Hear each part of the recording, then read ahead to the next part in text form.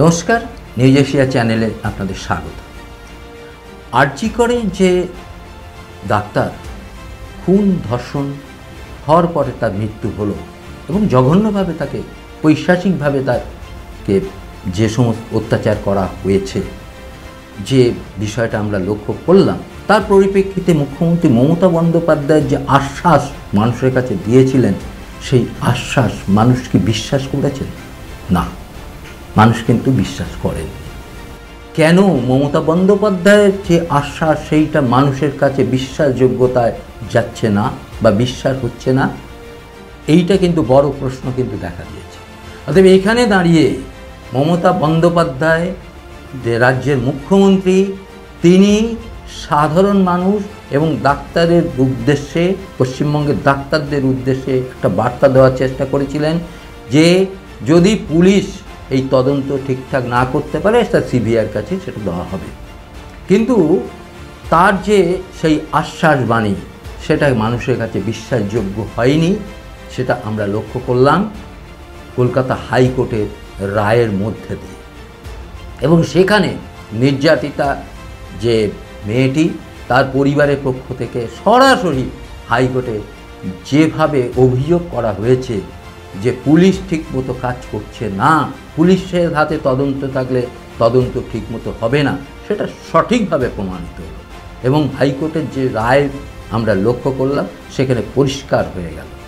আর একটা জিনিস আমরা লক্ষ্য করলাম যে যারা বাংলার বুদ্ধিজীবী সুশীল সমাজ বলে পরিচিত, তাদের কয়েকজন গুটি গুটি পায়ে লুকিয়ে লুকিয়ে ওই আন্দোলনকারীদের কাছে এসেছিল এবং তারা যে আওয়াজটা খেলেন, সেটা তাদের কৃতকর্মের ফল। তাদেরকে শুনতে হলো যে চটি চাটা বুদ্ধিজীবী। এই যে তাদের যে কৃতকর্ম, তার যে ফল, সেটা কিন্তু তারা পেলেন।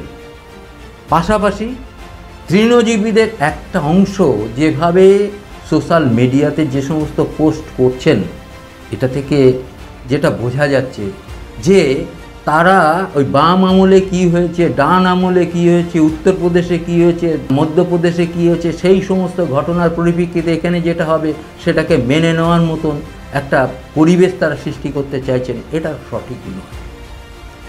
উত্তরপ্রদেশের যে ঘটনা হয়েছে তার প্রতিবাদ যেমন হয়েছে, কলকাতার পার্ক স্ট্রিটের যে ঘটনা হয়েছে তার প্রতিবাদ হয়েছিল, কিন্তু সমস্যার কোনো সমাধান হয়েছে?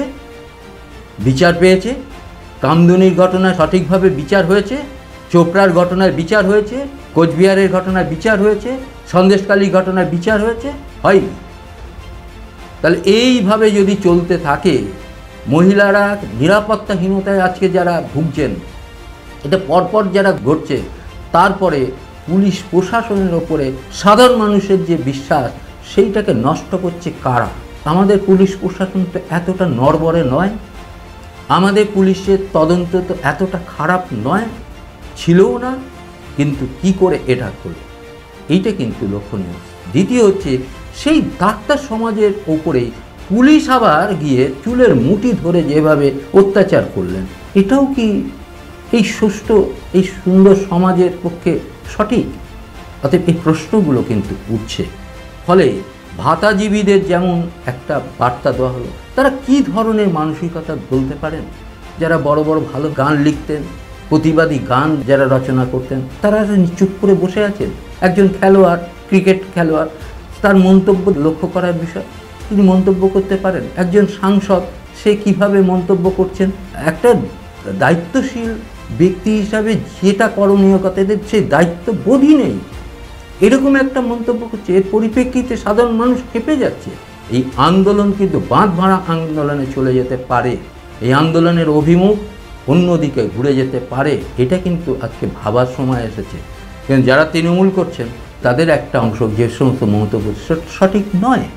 পাশাপাশি তৃণমূলের একটা বড় অংশ কিন্তু এই আন্দোলনে শরিক হচ্ছেন গোপনে। এটাও কিন্তু ঘটনা যে তৃণমূলের একটা বড় অংশ এই আন্দোলনে, আজকে যে রাত জাগার, মেয়েরা যে রাত জাগবে রাজপথে, সেই আন্দোলন, এটা একটা অন্য ধরনের আন্দোলন, অন্য রকমের বার্তা বহন করছে।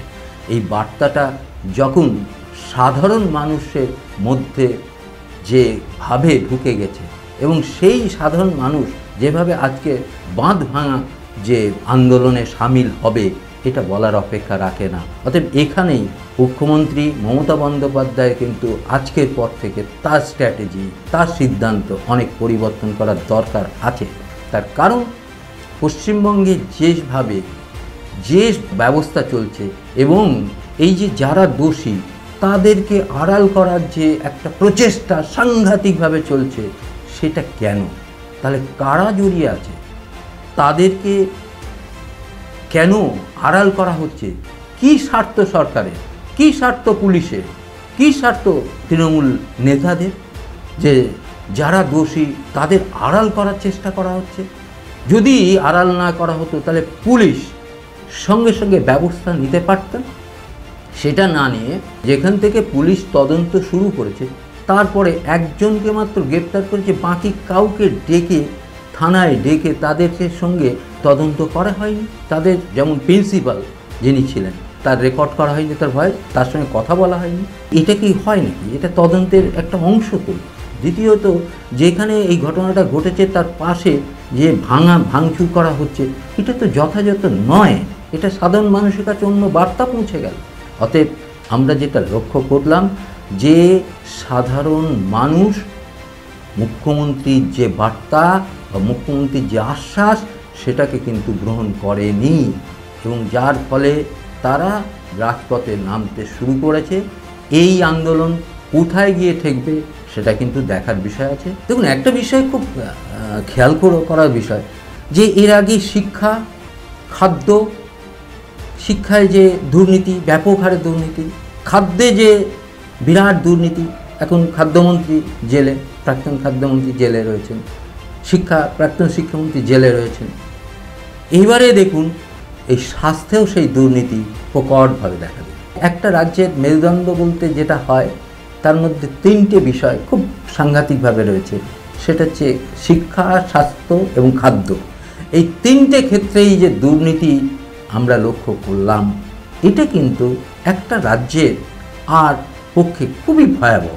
যে রাজ্যে এইরকম দুর্নীতি আষ্টে পৃষ্ঠে জড়িয়ে গেছে, সেই রাজ্যে কিভাবে একটা সুন্দর সমাজ গঠন হবে? সেই রাজ্যের সাধারণ নাগরিকরা কিভাবে পরিষেবা পাবে? ডাক্তার, তার যদি সুরক্ষা না থাকে তাহলে সাধারণ মানুষের কি সুরক্ষা থাকবে? একজন ডাক্তার যে 36 ঘন্টা ডিউটি দিচ্ছে, সেই ডিউটি পরে তাকে একটা বিশ্রাম নেওয়ার মতন জায়গা যদি তার সরকার করে না দিতে পারে, তাহলে এই সরকার কি করছে? শুধু এই যে গাদা গাদা টাকা দুর্গাপুজোর জন্য দেওয়া, কোটি কোটি টাকা, তারপরে ক্লাবগুলোতে দেওয়া, এইগুলো না করে হাসপাতালগুলোর যদি পরিকাঠামো উন্নত করা হতো তাহলে সাধারণ মানুষ তো সেখান থেকে উপকৃত হতে পারত, ডাক্তাররা তো তাদের পরিষেবা আরও সুন্দর করে দিতে পারত। অতএব একটা সরকার তারা শুধু ভোটের রাজনীতি করার জন্যে তারা কোথায় টাকা দিতে হয় সেই জায়গাটাই তারা বেছে নিয়েছে, যেখান থেকে মানুষের কাছ থেকে ভোট কেনা যায়, ভোট লুট করা যায়, এই বিষয়টার উপরেই তাদের নজর। তারা কিন্তু এইরকম নয় যে স্বাস্থ্যের একটা সুন্দর পরিকাঠামো গঠন করা, শিক্ষায় একটা সুন্দর পরিকাঠামো গঠন করা, সমাজ গঠন করা, এবং খাদ্যের একটা সুন্দর পরিকাঠামো গঠন করা, এই সমস্ত কিন্তু তার দিকে লক্ষ্য নেই। বরং ঠিক তার উল্টোটা করছে। কিভাবে লক্ষ্মী ভাণ্ডার দিয়ে, প্রত্যেকটা মহিলাকে লক্ষ্মীর ভাণ্ডার দিয়ে সেখান থেকে ভোটটা কিভাবে কেনা যায়, কিভাবে দুর্গাপুজোর জন্য 85,000 টাকা করে দিয়ে কিভাবে সেখান থেকে ভোটটা নেওয়া যায়, ক্লাবগুলোকে টাকা দিয়ে কিভাবে সেখান থেকে ভোটগুলোকে নেওয়া যায়, সবাইকে পক্ষে নেওয়া, এইটা করার ফলে কি হচ্ছে, টাকাগুলো খরচ হয়ে যাচ্ছে, কিন্তু আমাদের সমাজ গঠন হওয়ার ক্ষেত্রে কিন্তু প্রতিবন্ধকতা তৈরি হয়ে গেল। আরেকটা বিষয় দেখুন যে আমাদের যারা সরকার পক্ষ যে নেতারা আছেন, এবং আমাদের মাননীয় মুখ্যমন্ত্রীও বলেছেন, বহুবার বলেছেন যে পশ্চিমবঙ্গ এমন একটা জায়গা যেখানে সুরক্ষিত নিরাপদ জায়গা, কিন্তু কোথায় নিরাপত্তা? একজন ডাক্তারের হসপিটালের মধ্যে ঢুকে ডাক্তারকে খুন ধর্ষণ করা হচ্ছে, একটা মহিলা ডাক্তারকে, সেটা নিরাপদ? এইরকম একটা রাজ্য নিরাপদ রাজ্য? এটা নিরাপদ বলে? অতএব সুরক্ষা নেই, সাধারণ মানুষের সুরক্ষা নেই। আজকে প্রতিবাদ করার মতন যে ভাষা, সেটাও মানুষ যখন দেখাতে যায় তাদের ওপর নেমে আসে জঘন্য অত্যাচার। এটা কি এটা কি একটা গণতান্ত্রিক রাজ্য, একটা গণতান্ত্রিক সরকার চলছে, যেখানে সাধারণ মানুষ তাদের অধিকারের কথা বলতে যাচ্ছে, সেখানে তাদের নানাভাবে তাদের ওপরে আক্রমণ শানানো হচ্ছে? এটা কিসের গণতন্ত্র? অতএব এই জায়গা থেকে আজকে যে রাত্রে যে রাজপথে যে মিছিল, রাজপথে যে মহিলারা জেগে থাকার যে শপথ নিয়ে তারা রাস্তায় নামবেন, সেটা কিন্তু অন্য একটা বার্তা বহন করছে। এটা নিয়ে রাজ্য সরকার, ক্ষমতাসীন দলের কিন্তু ভাবার সময় এসে গেছে। এর অভিমুখ অন্যদিকে যেতেও পারে, সেদিকে কিন্তু নজর রাখার দরকার আছে। আমরা লক্ষ্য করছি, আপনারাও লক্ষ্য করুন, আমাদের সঙ্গে থাকবেন, আমাদের চ্যানেলটাকে সাবস্ক্রাইব করুন। নমস্কার। নিউজ এশিয়া, গণতন্ত্রের কণ্ঠস্বর।